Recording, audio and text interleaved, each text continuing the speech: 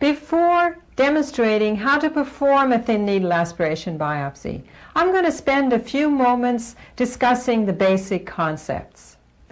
The name of the technique, thin needle aspiration biopsy, may give the impression that it is possible to simply place the needle and suck out the sample. This will work only if the contents of the mass is liquid.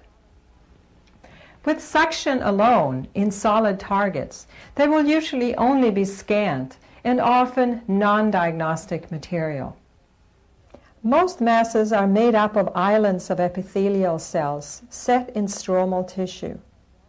The epithelial islands are represented by dark dots and the stroma by light background.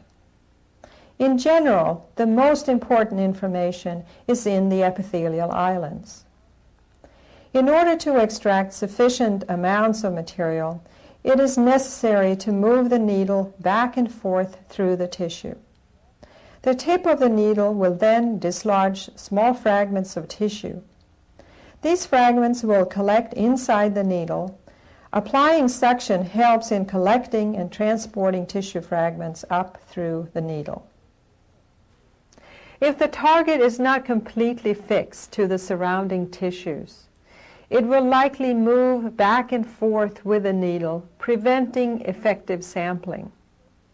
Therefore, it is important in cases of palpable targets to hold them down firmly. In larger targets, 3 centimeters and up, this can usually be easily done by using the thumb and opposing fingers. However, in smaller targets, it is more effective to use the forefinger and middle finger. Note how close the fingers are to the nodule in order to keep it firmly in place. Often, it helps to initially place the fingers together on top of the mass and then stretch the skin by spreading the fingers.